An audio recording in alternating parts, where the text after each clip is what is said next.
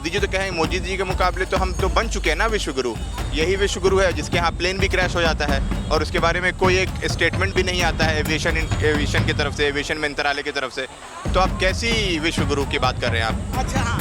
ये वो अब दिन नहीं है कि लोग इस्तीफ़ा दे देंगे खुद से, दबाव में आकर के या शर्म से अब नहीं इस्तीफ़ा कारण देंगे। क्या है, क्यों ऐसा? कारण क्या है कि अब लोगों को सब सत्ता पसंद है, कोई इस्तीफा नहीं दे सकता, सबको कुर्सी चाहिए, सबको पावर चाहिए, पैसा सारी कोई नहीं लेगा। जिम्मेवारी कोई नहीं लेगा। कहाँ सुधार हुआ है? बड़े बड़े आप जो पूंजीपति हैं उनका तो आपने टैक्स वेव ऑफ कर दिया, माफ़ कर दिया, और जनता जो टैक्स पेयर है, हम लोग टैक्स पे कर रहे हैं और बड़े बड़े लोग तो बाहर में सिगार पी रहे हैं, तो उन्हें तो टैक्स नहीं देना पड़ रहा है ना। आपने सबको तो भगा दिया, चौकसी भाग गया, माल्या भाग गया, और कितने लोग भागे हैं वो आप बेहतर जानते हैं। आप तो पॉकेट सबकी खाली है, रुपए कमज़ोर हुआ है, ये बहुत बड़ी चिंता की बात है और इससे देश को एक मतलब अलर्ट हो जाना चाहिए कि हमारा रुपया कहाँ जा रहा है। कांग्रेस के सरकार में 78 और 75 होता था, अभी 90 के पार पहुँच गया था। बात करना चाहते, क्या कारण है? सरकार तो कह रही है कि जो मिडिल क्लास है उनकी इनकम काफ़ी बढ़ गई है, इन 11 सालों के दौरान मजबूत हुआ है, भारत मजबूत हुआ है, और जो मिडिल क्लास है वो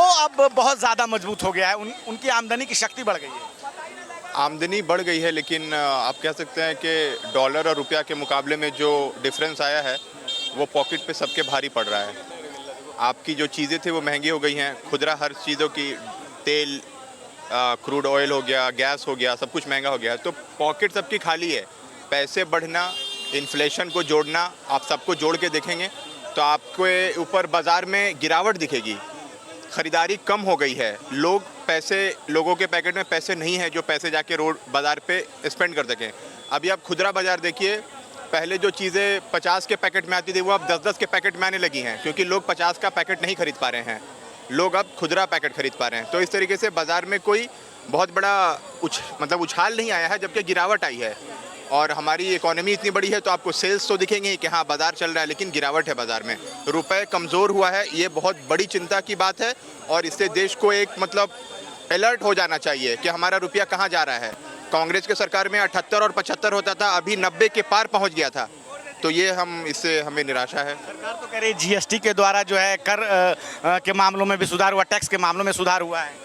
कहाँ सुधार हुआ है? बड़े बड़े आप जो पूंजीपति हैं उनका तो आपने टैक्स वेव ऑफ कर दिया, माफ़ कर दिया, और जनता जो टैक्स पेयर है, हम लोग टैक्स पे कर रहे हैं और बड़े बड़े लोग तो बाहर में सिगार पी रहे हैं, तो उन्हें तो टैक्स नहीं देना पड़ रहा है ना। आपने सबको तो भगा दिया, चौकसी भाग गया, माल्या भाग गया, और कितने लोग भागे हैं वो आप बेहतर जानते हैं। आप तो लोन तो दिया था सर भाई पिछली सरकारों ने, तो अगली सरकार का क्या एक दायित्व नहीं बनता है कि अपने जो भगोड़े हैं उनको पकड़ के वापस लाएं? आपने तो यही कहा था कि काले धन वापस आएंगे, अच्छे दिन वापस आएंगे। कहाँ है वो काले धन, कहाँ है वो अच्छे दिन? आप बताएं। तो ये सरकार जो बोल रही है कि अभी जो हम चौथी बड़ी अर्थव्यवस्था बनने की ओर बढ़ रहे हैं, अब चौथी बड़ी अर्थव्यवस्था बने या हम एक ट्रिलियन की इकोनॉमी बन जाए, 5 ट्रिलियन, वो ट्रिलियन की इकोनॉमी से जनता का क्या? जनता के पास पीने के लिए पानी नहीं है, जनता गर्मी से मर रही है, आप ट्रिलियन इकोनॉमी बना के क्या कर लेंगे? जनता के लिए कुछ कर रहे हैं या आप वर्ल्ड बैंक से और लोन लेकर के अपना ट्रिलियन इकोनॉमी बना रहे हैं, या अपने दोस्त पूंजीपति और जो बड़े बड़े बिजनेसमैन हैं उनके पैकेटें भर रहे हैं? गरीब का तो कुछ नहीं हो पा रहा है भला। तो आपने वो होर्डिंग बोर्ड्स नहीं देखे जिसमें मोदी जी जो भाजपा के कार्यकाल में जो योजनाओं के द्वारा जो काम हो रहा है, किसानों के लिए काम हो रहा है, किसान सम्मान निधि योजना की अगर आप बात करें तो प्रति वर्ष उनको 6,000 रुपये दिए जाते हैं। उज्ज्वला गैस योजना की बात करें तो महिलाओं को सिलेंडर दिए गए। जनधन खाते की बात करें, वित्तीय समावेशन किया गया, गाँव में जो है बैंकिंग सिस्टम पहुँचाया गया, तो बहुत सारी चीज़ों की बात कर रही है।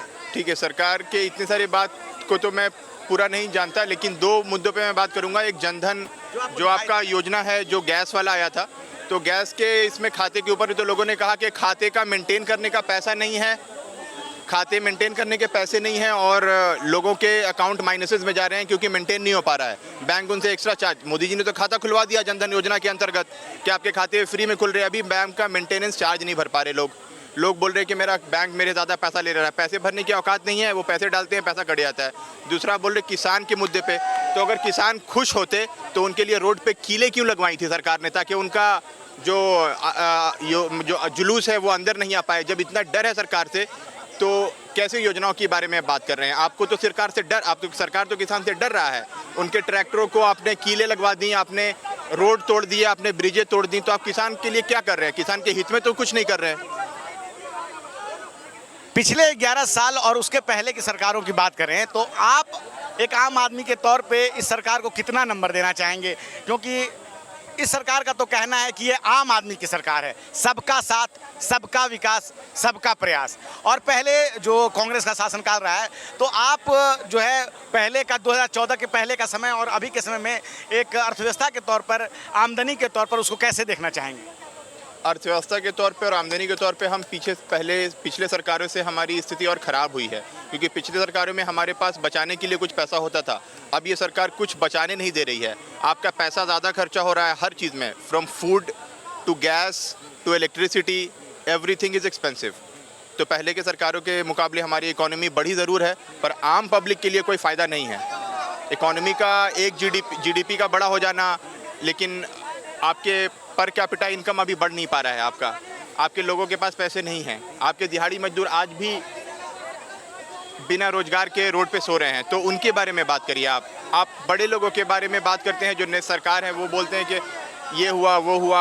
अभी आप देखिए हर जगह पे कोई चीज़ सस्ता नहीं है।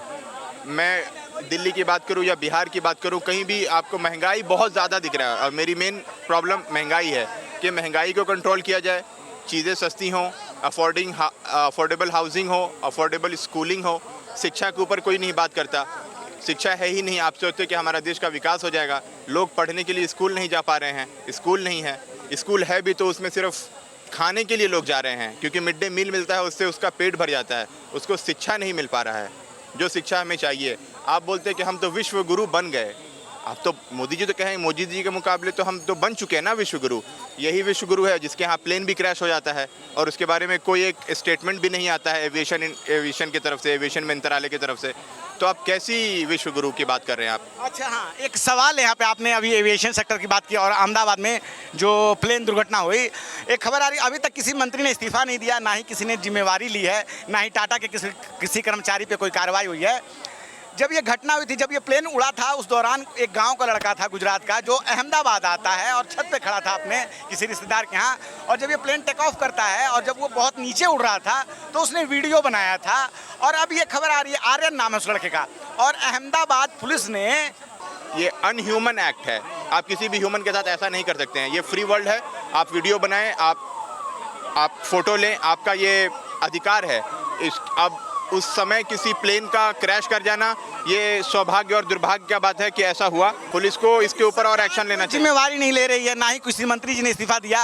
और 11 सालों में कई दुर्घटनाएं हुई हैं, लेकिन सरकार की ओर से कोई इस्तीफा नहीं लेता, ना ही जिम्मेवारी लेता। क्रेडिट, अगर सरकार कुछ अच्छा करती है तो क्रेडिट लेने के लिए सभी को आते हैं। और पहले के भी दशकों में देखा गया है, लाल बहादुर शास्त्री ने 1950 के दौर में रेल दुर्घटना के नाम पर नैतिकता के आधार पर इस्तीफा दिया था।